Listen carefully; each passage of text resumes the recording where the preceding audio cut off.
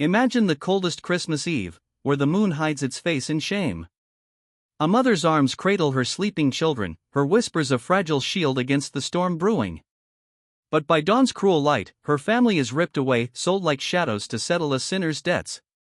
What if her grief awakens something ancient, biblical, a wrath that no prayer could escape? This is the haunting of Ruth Hargrove, where justice wears the mask of retribution. The frost clung to the windowpanes like a shroud, turning the world outside into a ghostly etching of bare cotton fields and skeletal trees. It was Christmas Eve, 1847, in the shadowed heart of northern Louisiana, where the Red River whispered secrets of blood and toil through the night. The Hargrove plantation, once a symbol of unyielding prosperity, now hunched under a sky so black it seemed God himself had turned away. Inside the grand Greek Revival mansion, with its towering white columns that gleamed like bleached bones in the dim lamplight, the Hargrove family stirred in preparation for midnight mass. Candles danced in silver holders, casting warm, deceptive glows on polished mahogany tables laden with evergreen boughs and silver bells. The air smelled of pine resin and cinnamon, a festive veil over the rot beneath. But beyond the manicured lawns, past the endless rows of stubbled cotton that rustled like dry bones in the wind, lay the slave quarters, a cluster of weathered cabins huddled together like forgotten souls. Here, the cold seeped through chinked log walls, biting at exposed skin with icy teeth. Ruth Hargrove, no, not Hargrove by blood, but branded by the chains of ownership, sat on the edge of her rope bed, her calloused hands cradling her 3 children. The cabin's dirt floor was stamped hard from years of weary feet, and the faint smoke from a dying fire in the stone hearth carried the acrid tang of green wood in desperation. Daniel, her eldest at 9, slept with his small wooden carving clutched in his fist. A crude horse whittled from a fallen branch, symbol of the freedom he dreamed of in whispers. Grace, 6, curled beside him, her breath soft and rhythmic, her tiny fingers tangled in the yarn hair of a rag doll Ruth had sewn from scraps, each stitch a prayer against the void. And baby Thomas, barely 14 months, nestled in a cradle of woven reeds, his chubby cheeks flushed pink against the chill, oblivious to the storm gathering. Ruth's dark eyes, deep as the river's undercurrents, traced their faces in the flickering firelight. Her whispers fell like snowflakes, promises of a tomorrow where they could run free, where the weight of chains was but a faded nightmare.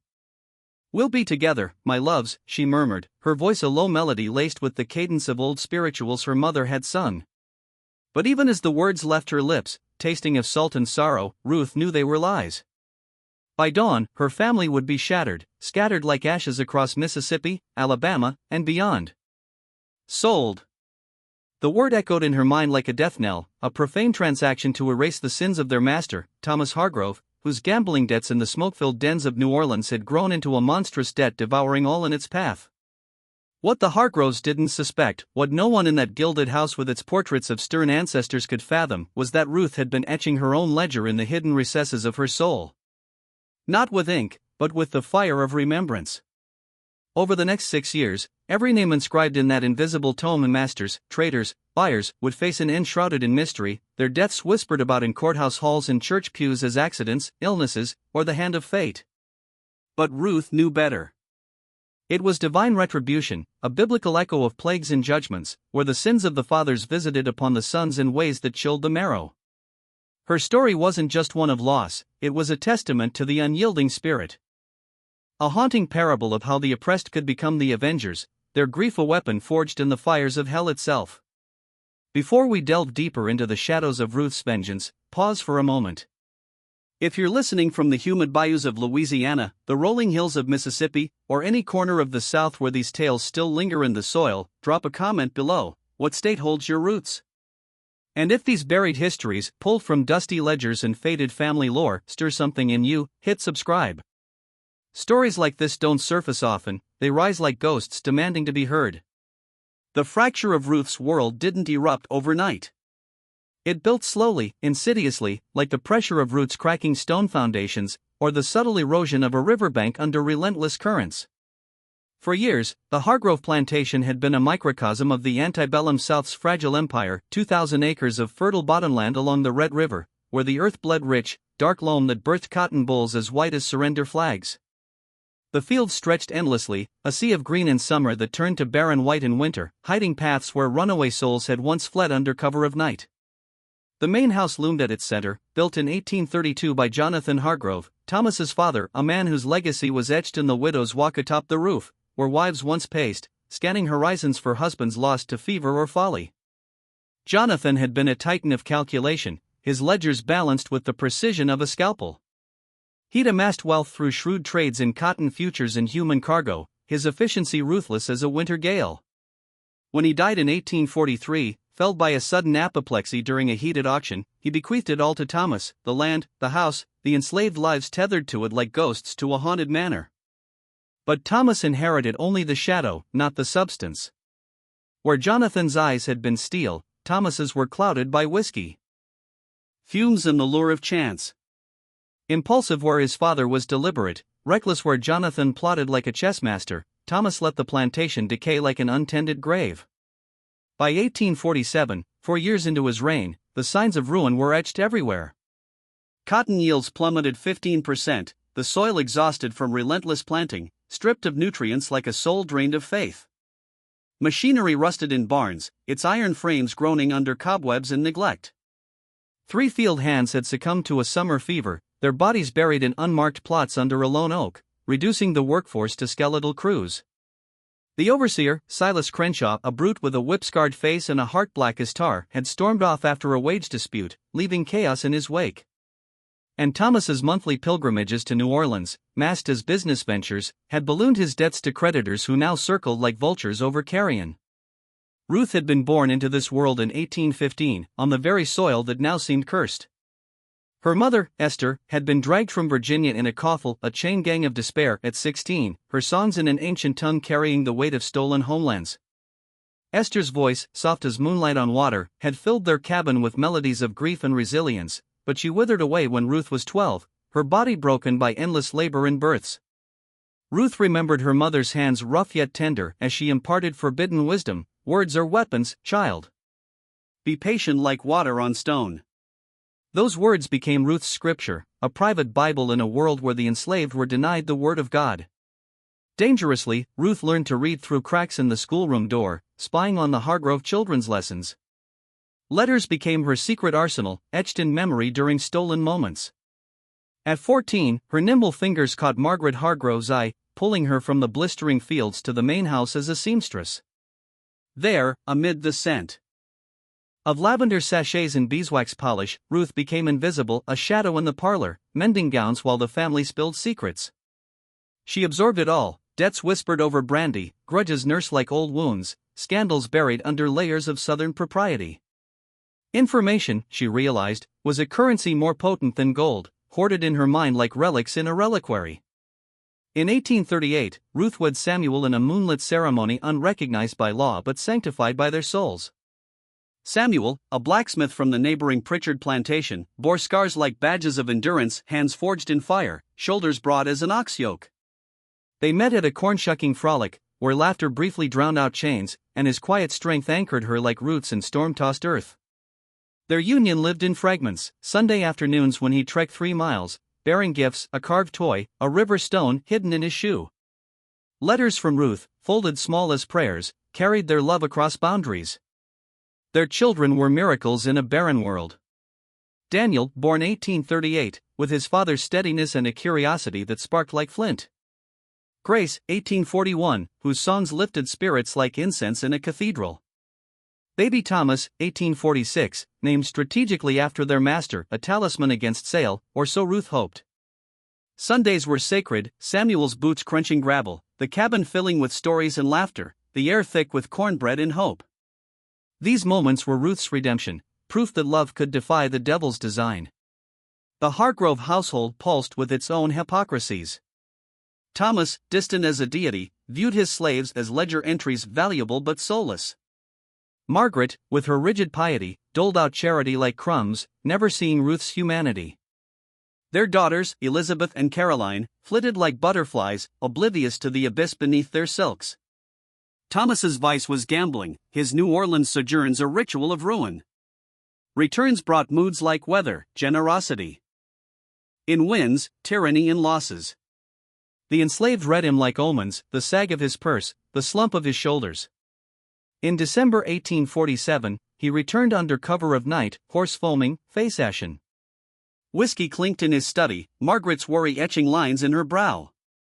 Ruth, sewing upstairs, caught the tension like a scent on the wind. Patience, the lady's maid, gray-haired oracle of the house, whispered the truth amid folding linens. $15,000 lost in Pharaoh. Debts to men who won't wait. Ruth's heart fractured, but her mask held. Assets would be sold, people, her children circled in ledgers. That night, in her cabin's dim glow, Ruth watched her sleeping babes. Frost sparkled outside, a cruel beauty. Footsteps heralded Thomas, lantern casting demonic shadows, coat formal as Judgment Day. His words fell like axes. Daniel to Mississippi fields, Grace to mobile servitude, baby stays, for now. Temporary, he lied, guilt flickering like candlelight. After he left, Ruth unearthed her journal, names, secrets, sins. No more patience, vengeance stirred, a spiritual storm where guilt became divine fire. She would reclaim her family, not through mercy, but methodical ruin. Each name a sin to expunge, her soul the altar of justice. In that frozen dawn, Ruth became the avenger, her grief a psalm of retribution echoing through time. The dawn broke over the Hargrove plantation like a false prophet's promise, cold, crystalline, and cruelly clear. The sky stretched pale blue above the frost-laced fields, where remnants of cotton stalks glittered like shards of forgotten dreams, mocking the warmth of the nativity with their icy indifference. It was Christmas morning, 1847, a day meant for hymns of redemption and the soft glow of hearth fires. But here in northern Louisiana's shadowed bottomlands, it heralded only fracture and loss. The air hung sharp with the scent of frozen earth and distant wood smoke, biting at exposed skin like the fangs of some biblical serpent. In the main house, the Hargroves stirred with performative piety, Margaret arranging holly branches on the mantel, her daughters whispering of gifts wrapped in silk, while Thomas nursed a headache from last night's whiskey, his ledger of sins balanced precariously on the edge of ruin. But in the dim confines of her log cabin, Ruth stirred before the first light pierced the chinks in the walls. The dirt floor chilled her bare feet as she rose, her breath visible in the frigid air, a ghostly reminder of life's fleeting warmth. She lit a single tallow candle, its flame sputtering like a dying prayer, casting elongated shadows that danced across the rough-hewn beams like tormented spirits from the Book of Job. Her hands, calloused from years of needlework and silent endurance, trembled only slightly as she woke her children.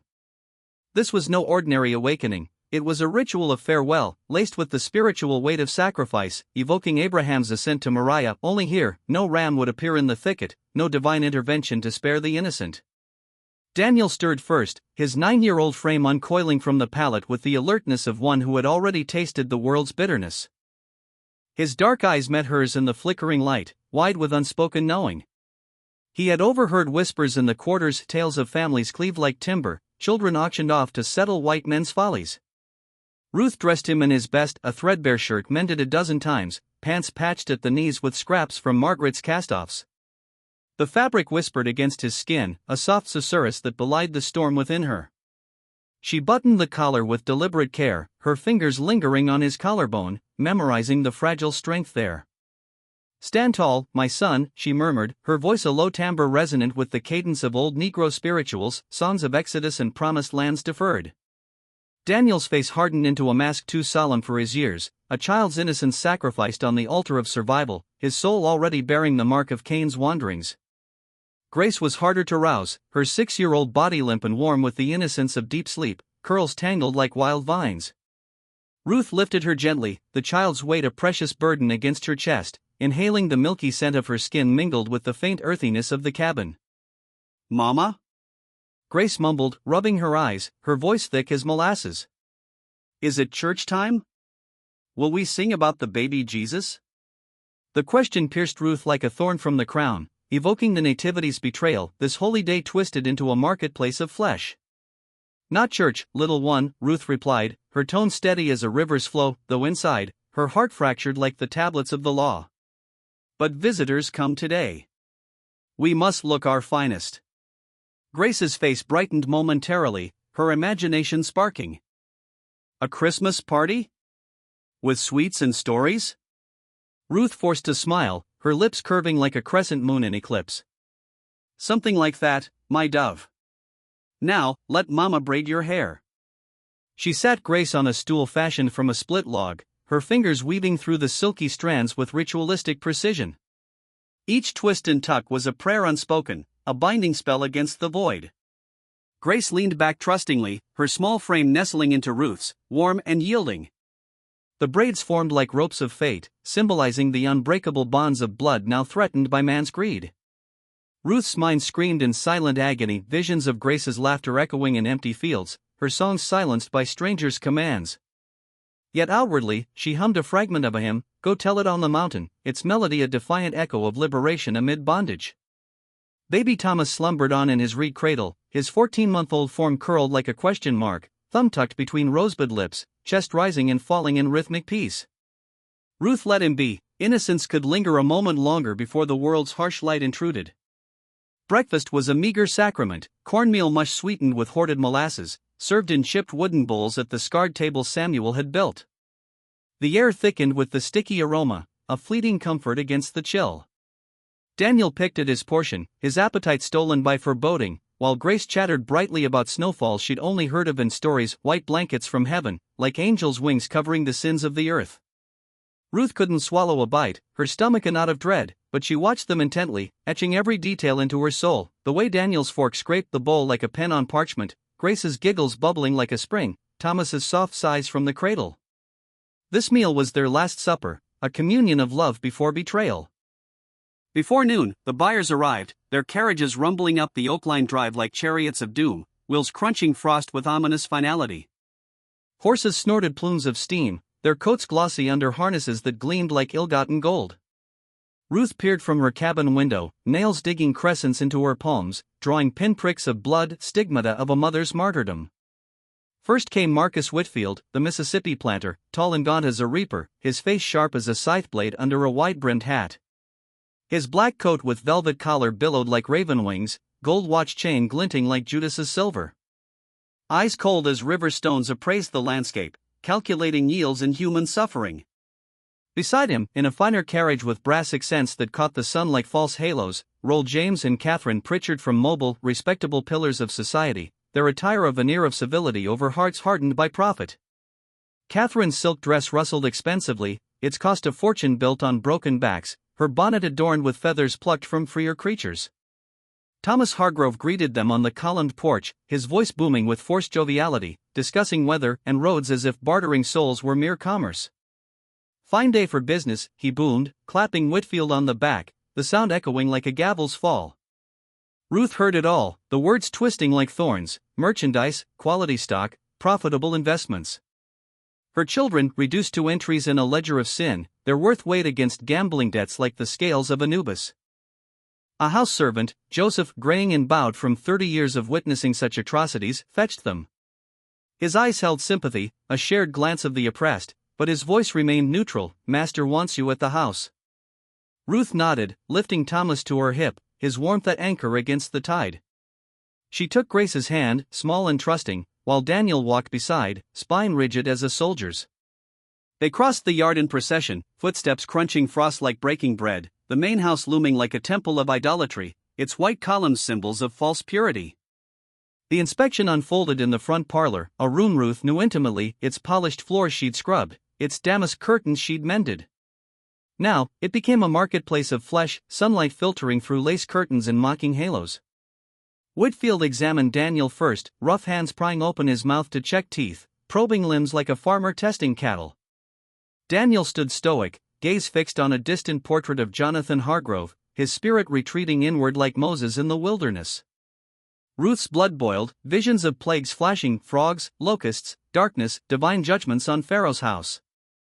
"Strong lad," Whitfield drawled, accent flat as Delta mud.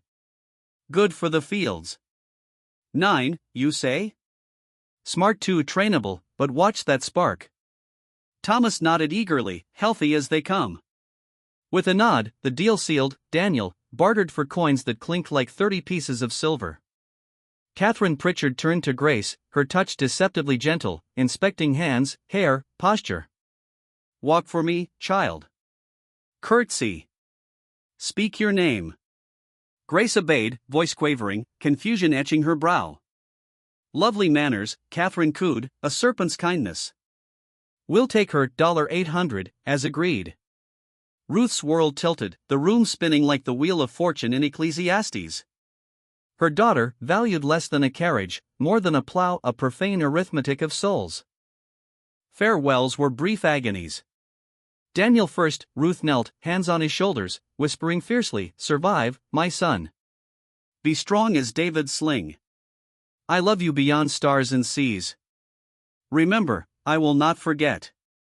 He nodded, eyes glistening like dew on thorns, then climbed into Whitfield's wagon amid other stolen children, faces hollow as famine victims. The wagon lurched away, Daniel's gaze locking with hers until trees swallowed it, a piece of Ruth's soul trailing like smoke. Grace's departure was theatrical cruelty, Catherine fussing over her, promising finery and rooms, as if luxury could replace love. Grace's face crumpled. "Mama. Come too?" Ruth shook her head, throat sealed. Tears streamed as Grace was bundled into the carriage, small hand pressing glass in farewell. The wheels turned, carrying her into the unknown, Ruth's raised hand a silent benediction, heart-rent like the temple veil. Back in her cabin, with Thomas fussing softly, Ruth unearthed her journal, a clandestine scripture of sins. By candlelight's wavering glow, shadows writhing like demons, she inscribed names: Hargrove, Whitfield, Pritchard, Rousseau, others woven in the web. Addresses, habits, vulnerabilities, a map of retribution, biblical in scope. No justice from heaven, she would be the avenging angel, patient as Job, relentless as the flood. Balance demanded it, an eye for an eye, family for family. Her soul, perhaps damned, but forged in fire for this purpose. 18 months waned like a fading moon before Ruth struck. Invisibility became her cloak, indispensable to Margaret, anticipating needs with eerie prescience, gathering secrets like manna. Whispers flowed: Vincent Rousseau, chief creditor, New Orleans cotton baron, public philanthropist, private sinner. Mistress Celeste in the French Quarter, visits twice weekly, silver flask ever present. Rat poison in boarding houses, arsenic's whisper. In June 1849, Ruth feigned a sister in New Orleans, granted leave with 3-year-old Thomas. Riverboat journey, brown waters churning like chaos, freedom papers a fragile shield. City assaulted senses, humid furnace, sense of decay and jasmine, babble of tongues. Dufine Street boarding house, peeling facade, sagging balconies. Ruth watched patterns, befriended widow Madame Thibault with laundry aid, gaining entry. Rousseau arrived drunk, coat hung carelessly, flask gleaming. Ruth waited till silence reigned, picked the poison cabinet, dusted the whiskey with death's powder. Dissolved traceless. Departed dawn, resumed plantation shadows. Rousseau perished days later, convulsions, chalked to cholera. Obituary clipped, name crossed, one down.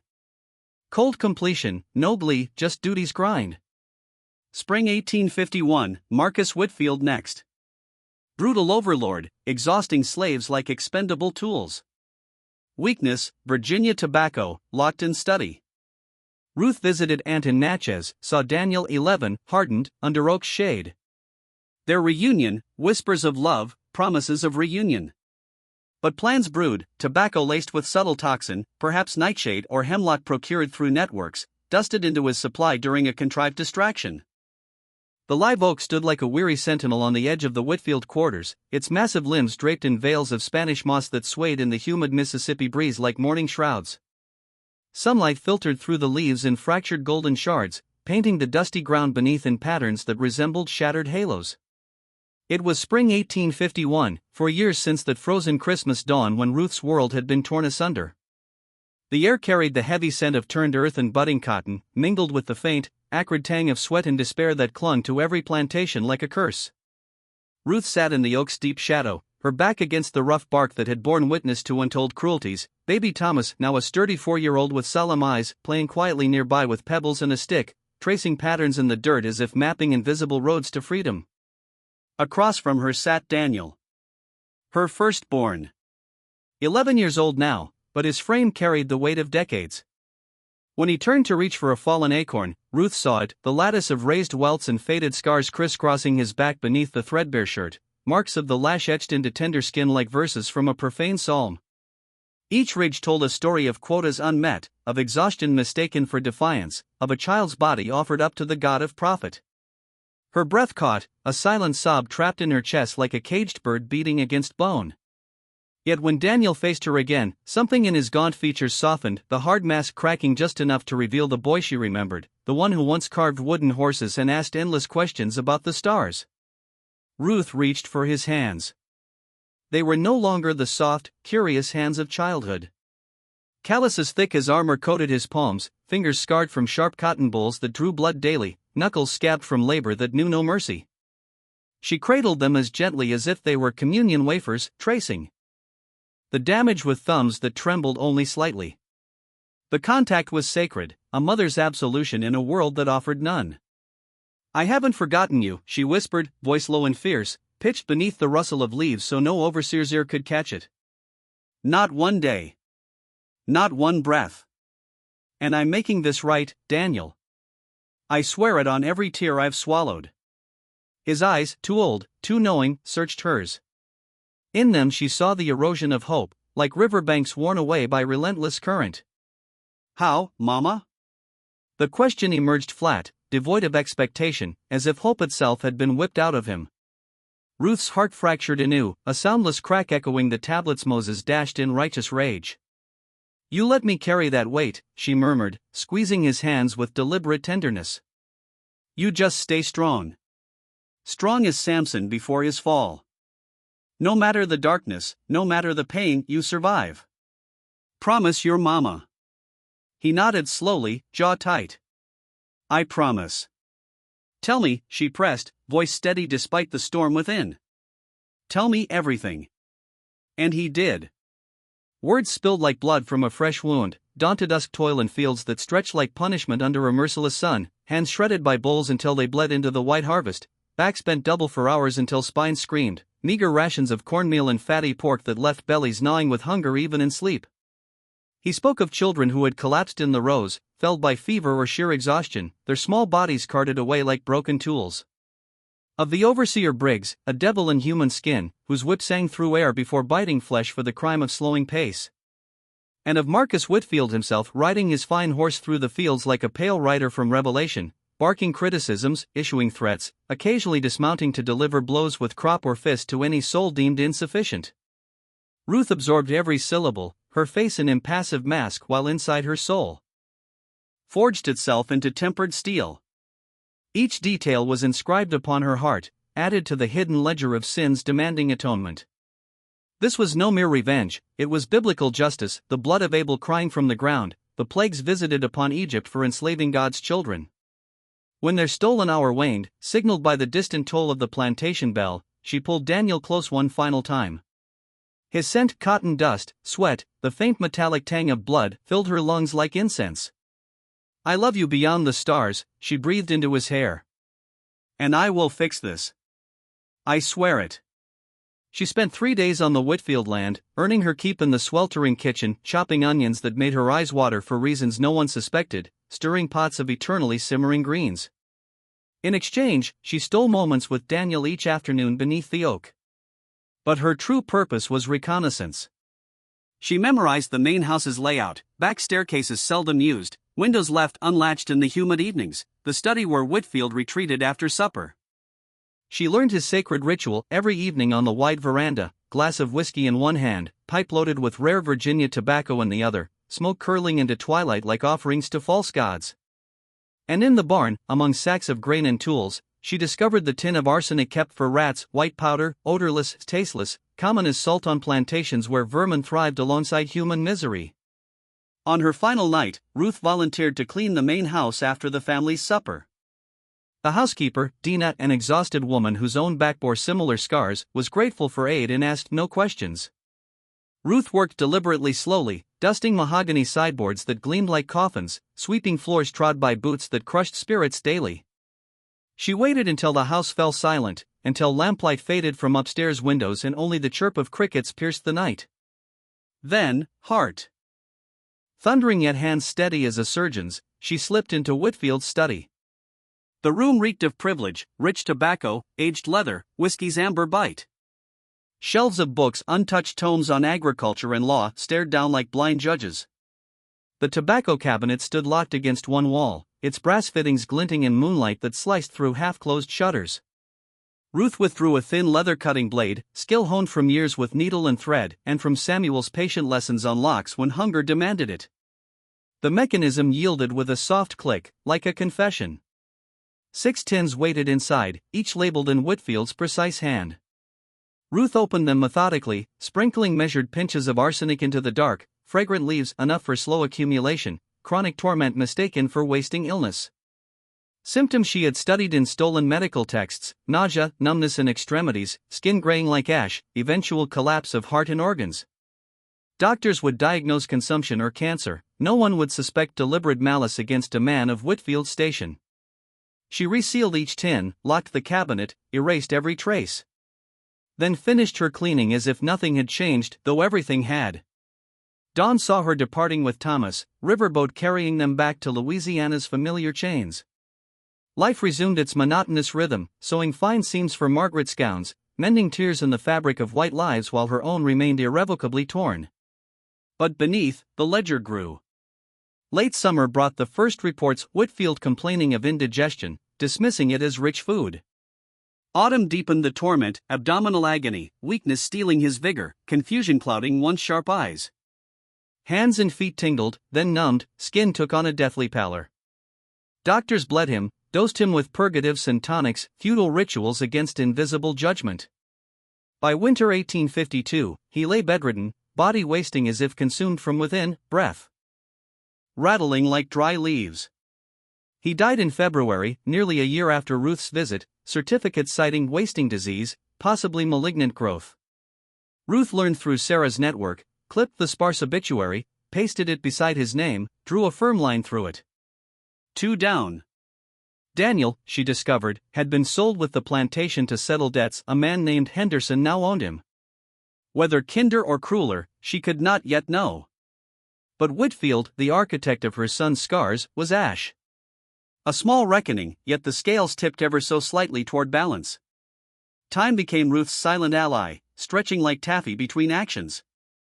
Days blurred, needle flashing through silk by day, candlelit lessons with Thomas by night, teaching him letters stolen from Hargrove books, whispering her mother's creed: words are weapons. Information is power.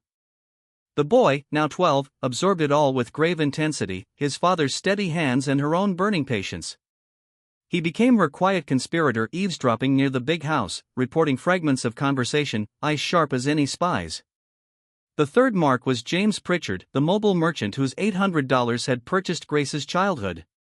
Ruth's network whispered of his habits: frequent coastal travel, carriage-driven solo despite wealth, routes predictable as tides, pockets heavy with cash from sharp deals. He prided himself on self-reliance, never hiring drivers, a fatal arrogance. Ruth hoarded coins for a year, pennies skimmed from errands, hidden in dress hems, shoe linings, hollow trees. In autumn 1853, she begged leave to visit a dying aunt in Mobile. Margaret resisted, Ruth's skill too valuable, but Thomas, plagued by vague guilt or mounting debts, relented. 3 days only. Mobile's port hummed with commerce, masts clattering like bones, air thick with salt, tar, and fish. Ruth found Catherine Pritchard's modest townhouse near the waterfront and waited in shadows. Late afternoon rewarded her patience, a slight figure emerged to empty wash water. Grace. 10 years old, thin as a reed, movements quick and wary, face bearing Samuel's strong bones yet shadowed by exhaustion. Ruth's heart seized, she nearly cried out. But restraint held, she memorized every changed line, every new hardness, then turned away before discovery. That evening Pritchard arrived, carriage-laden, voice booming with false joviality. Ruth's hatred crystallized, pure, glacial. This man had inspected her daughter like livestock, paid coin for her life, slept soundly while Grace served his sister. A good Christian who never questioned his righteousness. She shadowed his departure, mapping dark stretches along the waterfront, warehouses silent, bay lapping hungrily. Next day she gathered tools, stolen men's clothing, a heavy iron cargo bar, chains meant for anchors but perfect for sinking sins. Final night, disguised as a dockhand, scarf masking face, she waited in inky shadow. Pritchard's carriage approached, she staggered into its path, gesturing frantically toward water, emitting wordless distress. Curiosity and misplaced duty compelled him, he tied his horse, advanced into darkness. "What's the trouble?" Irritation laced his voice. Ruth pointed deeper into shadow. He stepped closer. The iron bar arced, connecting with skull in a sickening crunch like splitting ripe fruit. He crumpled soundlessly. She struck again, ensuring finality, breath ragged, adrenaline singing. Chains wrapped tight, body rolled into the bay's hungry maw. Splash echoed, she froze, no alarm followed. Current claimed its prize. She buried evidence in mud, returned to her lodging, body trembling with the intimacy of violence. Poison had been distant, this was visceral, bone yielding beneath metal, life extinguished by her own hand. Yet thinking of Grace's thin face, no remorse stirred, only cold righteousness. Pritchard vanished, carriage found stripped, robbery assumed in a rough port. Case closed unsolved. Ruth added the clipping, crossed his name. 3 down. Grace remained with Catherine, future uncertain, but the purchaser gone. Progress, however meager. Aging crept upon Ruth, nearly 40, joints aching and damp, eyes straining at fine work. Yet resolve burned undimmed. Thomas, now young man, aided subtly. The ledger guided her onward. Fourth target, Henry Caldwell, Natchez slave trader who brokered her children's sales. Portly, prosperous, heart-weak, he carried digitalis tonic, dosed religiously. 1855, Ruth traveled to Natchez on fabric-buying pretext, funds provided by trusting Margaret. City of cotton wealth and human commerce, Caldwell's barred office reeked of despair. She watched routines, then entered with fabricated Hargrove message. Waiting invisibly, she saw him take his noon dose from coat pocket bottle, bitter swallow, replaced carelessly. The bells of Natchez's riverside churches tolled noon like a mocking benediction as Ruth sat motionless on the hard wooden bench in Henry Caldwell's office. Sunlight slanted through barred windows, striping the floor in prison bar shadows that seemed to mock the very notion of freedom. The air hung thick with the musty scent of ink, old paper, and something darker, despair distilled over decades of human transactions, the accumulated grief of countless families shattered within these walls. Ledgers lined the shelves like grim scriptures, each page a testament to lives reduced to dollars and cents, names crossed out when souls were shipped away. Ruth's hands rested folded in her lap, her face the perfect mask of subservient patience, eyes downcast as befitted an enslaved woman on an errand. Yet inside, her pulse thundered like the river currents outside, carrying the weight of years' vengeance distilled into this single, crystalline moment. The clerk, a nervous young man with ink-stained fingers and a perpetually furrowed brow, gathered his hat 5 minutes after Caldwell's departure, locking the front door with a jangle that echoed like chains. The office fell silent save for the distant hum of the waterfront, steamboats whistling, ropes creaking, the eternal murmur of commerce built on flesh. Ruth waited 30 heartbeats, then moved. Her bare feet made no sound on the worn pine floors as she glided into Caldwell's private sanctum. The room was larger than anticipated, dominated by a massive desk buried beneath papers, bills of sale, auction notices, correspondence with buyers across the South. A heavy safe crouched in the corner like a squat idol, guarding profits stained with blood. Caldwell's coat hung carelessly on a hook, the small brown bottle visible in its pocket, glinting like a serpent's eye. Ruth withdrew her own bottle from the hidden folds of her dress, identical in shape and label, procured months earlier from a discreet New Orleans apothecary who asked no questions of a quiet black woman paying in coin. She had brewed the contents herself under cover of night, digitalis concentrated tenfold, mingled with bitter herbs and alcohol to mask any subtle difference in taste. Too much foxglove would overstimulate a failing heart, driving it into chaotic frenzy before merciful arrest. Physicians would see only the inevitable collapse of a known weak organ, divine providence, perhaps, or the wages of sin made manifest. Her hands, steady as a surgeon's despite the storm within, executed the swap in seconds.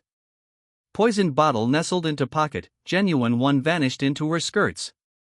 She returned to the bench, posture unchanged, breath even, as if rooted there by invisible chains. The clerk returned first, nodding absently. Then Caldwell, portly, florid, straining against his waistcoat, brushed past without truly seeing her, disappearing into his lair. Ruth waited a decorous interval, then rose. "I'll return another day with Master Hargrove's message," she murmured, voice soft as cotton lint. Caldwell grunted acknowledgement, already absorbed in fresh calculations of human worth. The rest of the day unfolded in mundane performance, bargaining for silks and calicos in Natchez's bustling shops, fingers tracing luxurious fabrics she would never wear, mind elsewhere. By dusk she boarded the riverboat south, the poison tonic hidden among sewing notions, the Mississippi's muddy waters sliding past like time itself, relentless, unrepentant. That very evening, as Caldwell sat to supper in his fine home overlooking the bluff, he took his customary dose.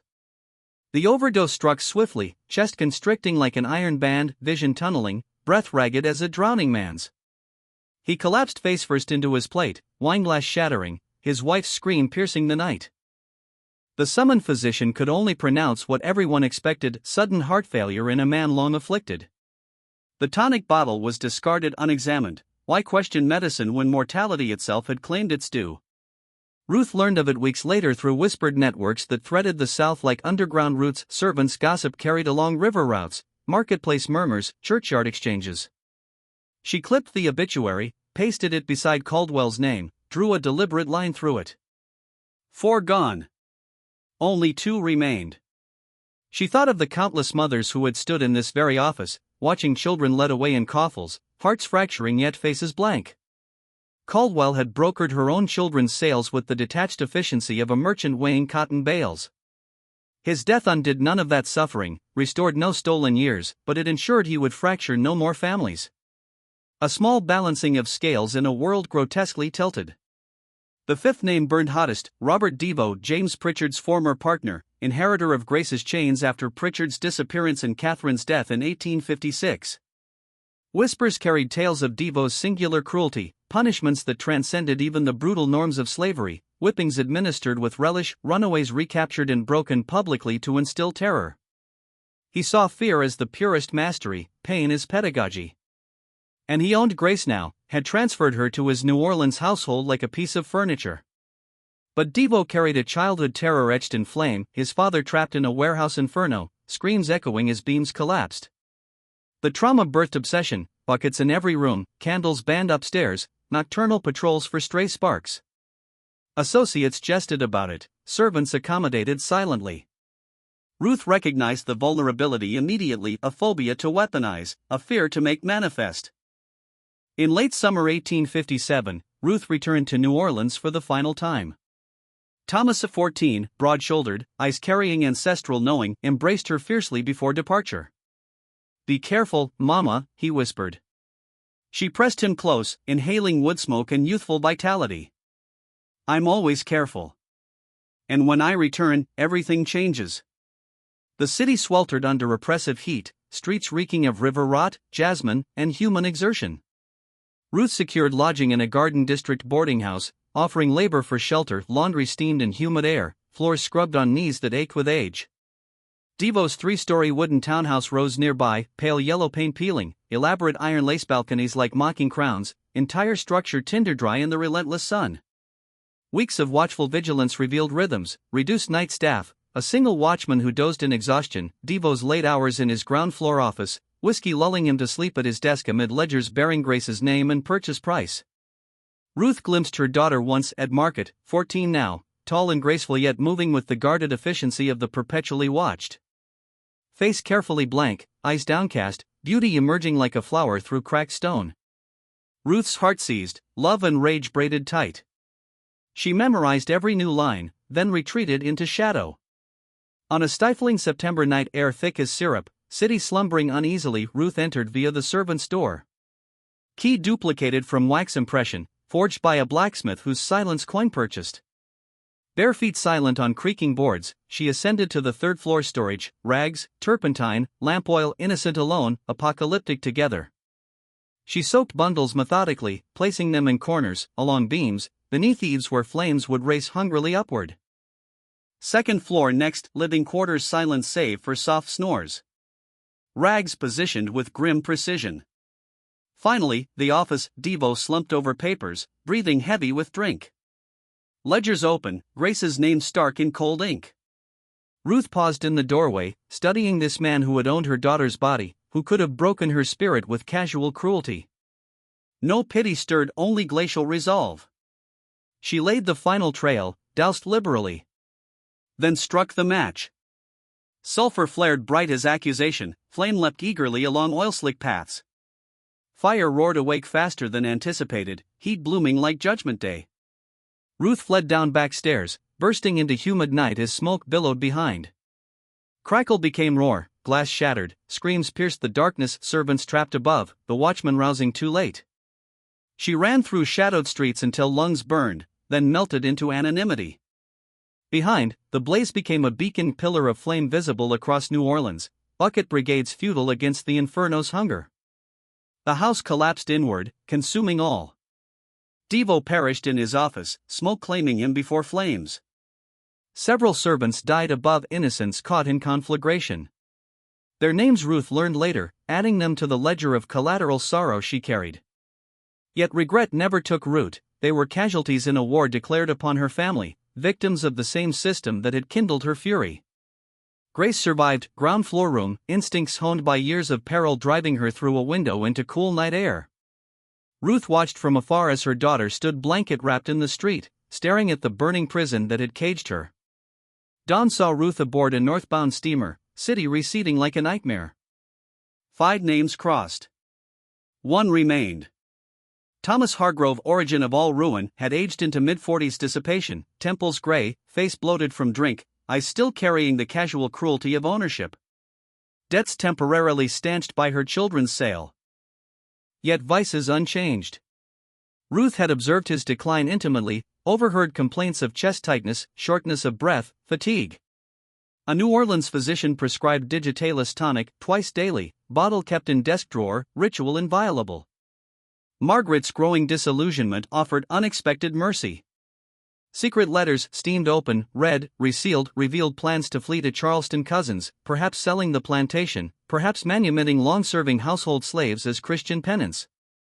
Ruth's name appeared on that tentative list. Freedom, whispered like myth, dangled tantalizingly if Thomas died naturally, or otherwise. Spring 1858, Ruth executed her finale with elegiac simplicity. Tuesday evening, while Hargrove dined, study empty, she swapped tonics once more. Overdosed bottle placed precisely, genuine vanished. Hands trembled afterward with adrenaline's electric surge, yet soul felt eerily calm. This was closure, the final stitch in a tapestry woven over 11 long years. Thursday evening, May, Hargrove collapsed in his study post-dose, body slumping like a marionette with cut strings. Margaret's discovery, scream echoing through halls, brought frantic servants, futile physician. Verdict, heart failure, unsurprising in a man long symptomatic. Funeral rites observed Southern decorum, Margaret veiled in black, daughters flanking, neighbors murmuring condolences.